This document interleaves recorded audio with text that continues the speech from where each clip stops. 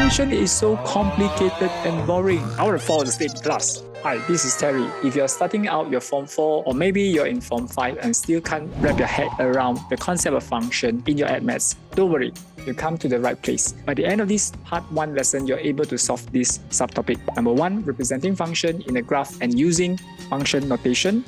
Number 2, exploring different types of relation of function. Number 3, figuring out how to determine the image given the object and vice versa. Number 4, understanding absolute value function. And lastly, number 5, finding the unknown in a function. If you want to skip ahead to any specific subtopic, check out the timestamp in the comment below. If the subtopic you're looking for wasn't mentioned, comment Part 2 below. If not, let's get started. So I'll just run through all this because all this is something basic that you already know. A graphical representation of function, like we know a function can be represented by arrow diagram like this, right? You know the concept of domain, right? So all of you don't need me to explain this, right? What is a domain, right? Domains are everything in the first set. What is codomain? Everything in the second set, right? Individual item is called the object. Individual item here is called the image. The set of all images is called a range, right? And we can write it in the form of order pairs. Order pairs like coordinate, we write x followed by y, x followed by y. And there's a function notation. Notation means the way of writing. We write f dot dot x arrow x plus 3, or you can write fx equals x plus 3. Now, we can also represent in the form of graph like this. We draw a graph, or the points, that's it, okay? But there, of course, there are two types of function. We call it a continuous versus discrete. So just so you know, what is discrete? Discrete are single value like this. Take a single value. Continuous, normally we take a range of values. Continuous, we have to represent it in the form of inequality. Discrete, we just take a single value. Not like, for example, this is discrete, right? We write like this is discrete. Continuous, if you were to write, your answer will be in the form of inequality. For example, this is 0 to 5. They write domain 0 to 5. Let's say this is 3 to 7. Then we say our range fx between 3 to 7. Okay, so we're going to do all this later. Okay, so let's start with the first example. Very simple example 1, the most basic one. Not to say it won't come out exam, they can ask you this type of question in exam. Say the domain and range of the relation. Guys, what's your domain? Come on, what with me? What's your domain? Domain is what? We write 1, 2, and 3. That's it. All the element in the first set is called your domain. How about range? Range is the element in the second set with the corresponding object. Or should I say the image with a corresponding object. Do you include 9? No, 9 doesn't have an object. So 9 is not part of your range. Okay? So using function notation, express fx in terms of what? Anyone can tell me what is this? What is the relation? This one is a little bit tricky. What do you think? X plus 1 or 2x plus 1? Very good. 2x plus 1, Sanjit, very good. Because you can see, if you put 1 inside, you will get 3, right? 3, you got to think something. 2 times 1 plus 1 gives us 3. Then if you put 2 inside, 2 times 2, 4, 4 plus 1, that gives us 5. If you put 3 inside, 2 times 3 plus 1, answer is 7. There's no working for this. You can straight away write fx equals to x plus 1. But if you are unsure, like some people say, can I use like an arithmetic progression? Because I can see it's increasing, right? From 3 to 5 to 7. 3 is 1. This is 2. This is 3. What's your common difference? Your common difference is 5 minus 3 equals to 2. Right? What's your first term? Your first term is 3. So you can say your Tn equals to A plus n minus 1d. Right? In arithmetic, this is what we do, right? We write 3 plus 2n minus 2, so 2n plus 1. But we don't write Tn, we write fx, so fx is 2x plus 1. Yeah, if you can see directly, you just write 2x plus 1. If you can't, you want to use the arithmetic progression method, you can. There are 4 types of relation. Everyone, 1-to-1. 1-to-1 is every object has one image. 1-to-many, when object have more than one images. So like for example, A can be mapped onto W and X. This is more than one, right? 1-to-many. Many-to-one is multiple objects share the same image. Okay, A and C share the same image. And many-to-many is when one object has multiple image, and at the same time, multiple objects share the same image, right? So therefore, 1-to-1, 1-to-many, many to one, many to many. Okay, so you need to understand this. There are 4 types as well that can be represented in the form of graph. Now, recent SPM, KBSM, KSSM, they like to test you on the graph. Okay, so okay, I realized this. This one's supposed to be further up. B is supposed to be here. Oh, mine. D is supposed to be, yeah, sorry, yeah. Now, how do you know what type of relation? We draw a line. Everyone, we draw a line down. This your X is mapped onto one image. One X mapped onto one Y, so it's 1 to 1. If you draw a line across, we can call this a horizontal line test. We draw a line cut across, it cuts at 2 points, 1X here, one more X here. There are 2X value that map onto the same Y. It's called many to one. This is called a vertical line test. I draw a vertical line. I cut, you notice cut twice. You have 1X value that map onto 2Y value. This is a 1 to many. And this one you can draw both. You can do horizontal, 1X, 2X. They share the same Y value. At the same time, the same X has multiple Y value. So it's a many to one combined with 1 to many. So it's many to many. Okay, so you need to know how to identify the type of relation from the graph. So we use a vertical line test to determine the type of relation. For example, when I say vertical line test, for example, you cut like, okay, I give you a simple example like 1 and 2. When you cut one time, is 1 to if you only cut at one time, it is a function. If you cut 2 times, it's not a function. For example, you cut 1 time, you have 1X value, it's a function. Hello? If you cut 2 times, you got 1X value, because this is 1X value, got 1Y value. This 1X value, 2Y value, this is not a function. Why, guys? Why? Because function by definition, are you all with me? Hello? Shh. Function by definition is each object has only one image. So when you cut 1 time, you only have 1 image. If you cut vertically, you cut twice, you have 2 images. So this is not a function. Okay? So there are 2 types of relation regarded as a function. 1 to 1 is a function. Many to one is a function. You can highlight this when I say this. You can highlight whatever. Okay? Those are not considered function. 1 to many, many to many, not a function. Let's look at one example. Okay, example number 2. Okay, look at the first diagram. Woo, so many is like a web, right? 2 has multiple images. So this is 1 to many. At the same time, 2 and 4 share the same image. 2 and 4 share the same image. This is many to one. Remember, combination of 1 to many and many to one is called, what? It's called what? Many to many relation. Now, normally they would tell you determine with a reason. Yeah, maybe I should say here, determine with a reason whether this relation represent a function. For the arrow diagram, you got to mention is a what? It's a many to many relation. Remember, only what is the definition of function? Every object has 1 image. Every X value must have 1 Y value. So for example, 2 has multiple Y values, so it is not a function. So answer, not the function. And like I said just now, many to many is not a function. Maybe you can highlight this. Many to many is not a function. The relation 1 to many is not a function. Many to many is not a function. As long as the word here is many, right? What is regarded as a function? 1 to 1, many to 1, as long as this word is 1. Okay? Coming back to part B, okay, is this a function? We cut across, move it down, we got 1X value, 1X value. There are 2X value that share the same Y value, right? So multiple X, a single Y, right?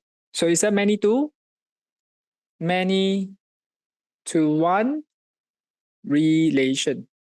Okay, so it's a function. Okay, by the way, what if I just draw like this? Guys, remember I say vertical line test, you cut. You cut how many times here? You cut how many times here? You only cut 1 time. As long as you cut 1 time, it is a function. If you cut twice, it's not a function.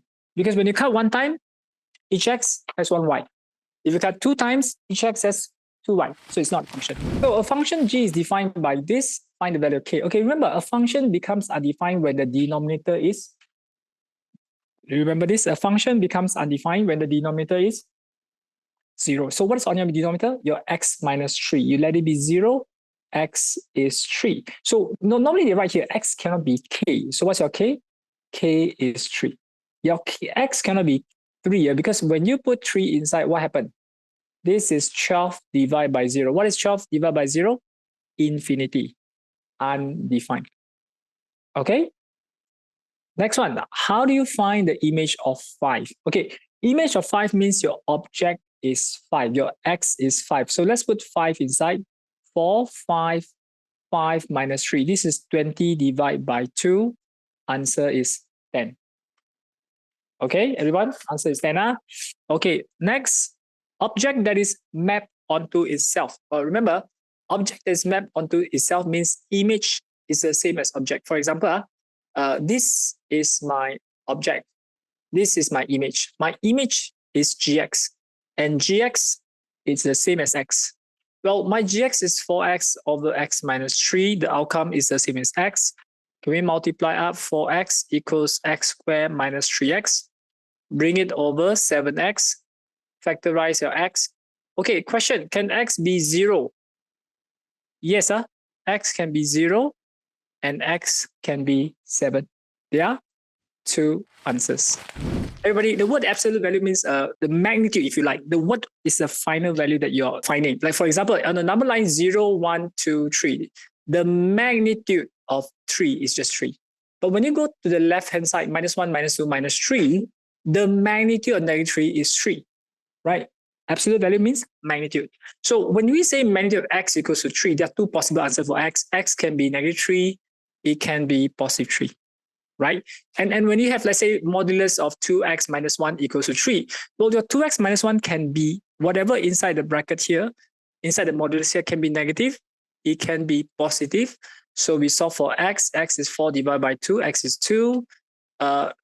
This is -2 divided by 2 minus 1 or 2, for example.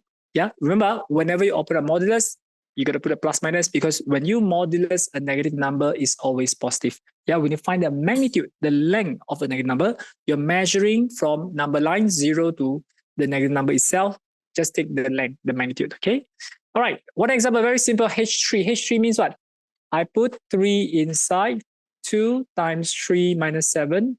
Magnitude of this is 6 minus 7, -1. Take the modulus -1. What is the modulus -1? Answer is just 1. Okay, if your hx is 5, then you should let 2x minus 7 equals to 5. When you open up a modulus, everyone, when you open a modulus, there are 2 answers.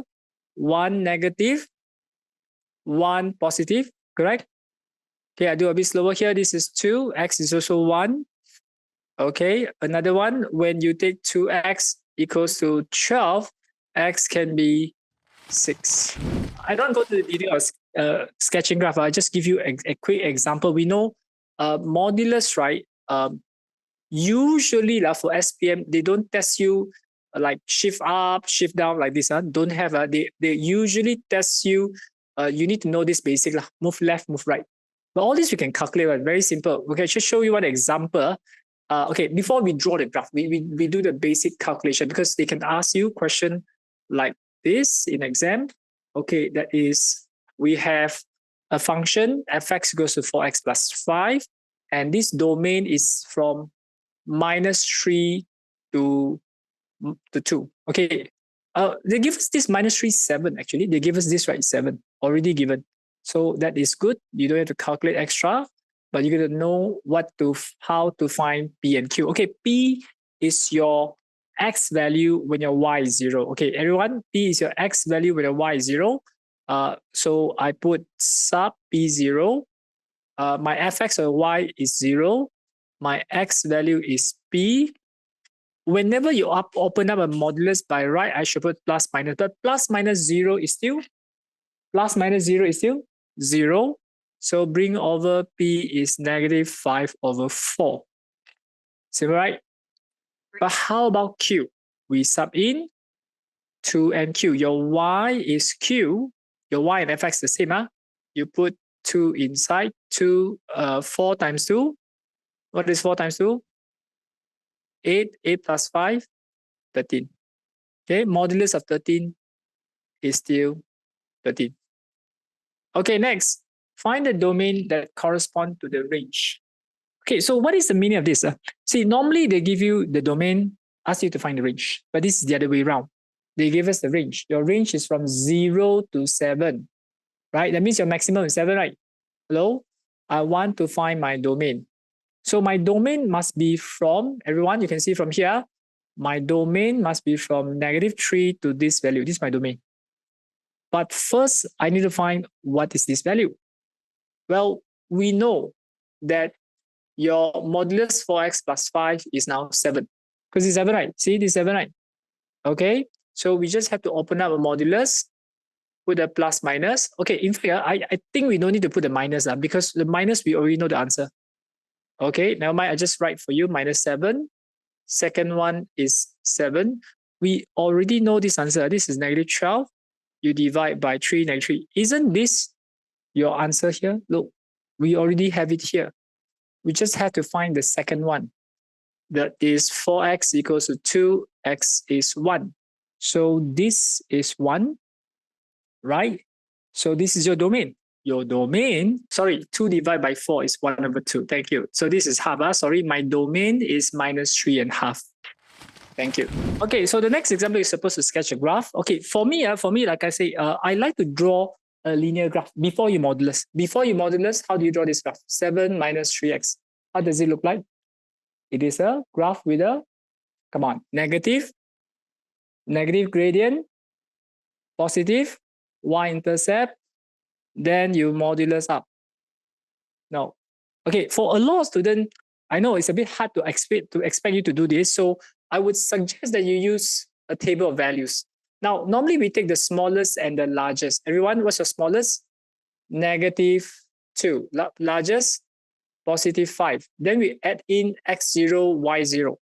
Kenapa? What is x0, y0? X0, y0 represent your y-intercept and the x-intercept. For example, we put -2 inside first. Can you help me? -2 inside, what do you get? Is it 1? -2, 6, 13, right? 13, right? If I put 5 inside, is it 8? Can you count? 5? 7 minus 15, -8, right? Modulus it. Okay, now this is before you modulus. Before you modulus, it looks like this. So that means we know -2, let's say, is around here. This is 13. Okay, this is +5. Let's say, don't draw too far, 5 and -8. -8 is far below. So the graph goes far below, right? But you don't have to draw all the way down. We can straight away modulus it. But we know the graph for sure, it will cut the x-axis and the y-axis. Okay, so for this one, right, you can modulus straight away, then you turn it into +8.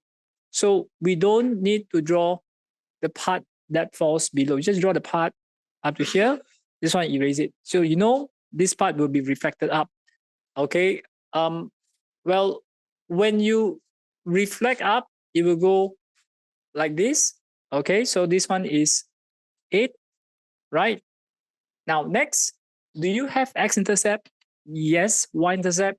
Yes. When your x is 0, put 0 inside. 7 minus 0, 7. So we know your y-intercept is 7.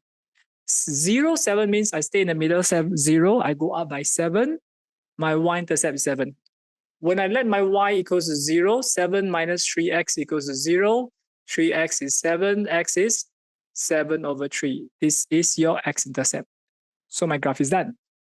But we just have to state the corresponding range. Remember, domain is this.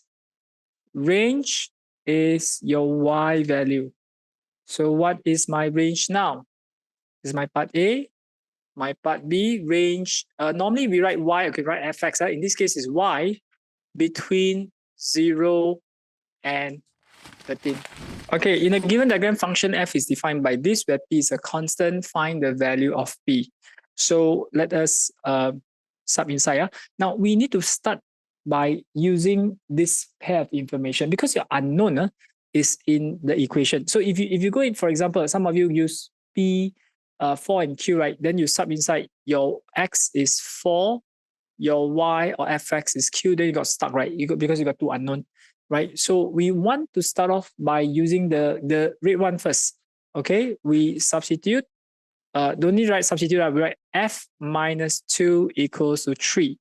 As I put in minus 2 inside your X, I get my fx. My fx is 3.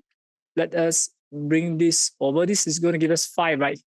P over minus 2 is 5. Multiply over P is, okay, P is negative 10. Okay, so now to find Q, we now know fx is x minus 10 over x. Our Q value is this. Look at this. 4 and Q. 4Q. Sounds like a bad word. So when you put 4 inside, you get Q. 4 minus 10 over 4, that gives us Q, right? Now, it's not a nice answer. It's not a, yeah, because it's 4 minus 5 over 2. 8 minus 5 is 3, right? Q is 3 over 2. Both unknown A and B are in the equation. So quite similar to just now. We just sub in -1. The answer is 5. Put -1 inside. A times -1 squared plus B, -1 equals to 5. So A minus B is 5. We don't know what to do. We call this equation 1. We put 3 inside, we get 9. A times 3 squared. 3 squared is 9, plus B times 3. I'm basically putting the X inside here. The result is 9. So this is 9A plus 3B equals to 9. We'll divide by 3. 3A plus B equals to 3, equation number 2. So what do you need to do? How do you solve this simultaneously? Maybe I write here A minus B equals to 5, easier to see. Do you plus or minus? Do you plus or minus? You plus, 2 plus 1, 1 plus 2, doesn't matter. This is 8, my A is 2. If you want to find Q, you find B, you sub inside, let's say equation number 3, number 2. Number 2 is easier. So 3 times 2 plus B equals to 3. B is what? -3.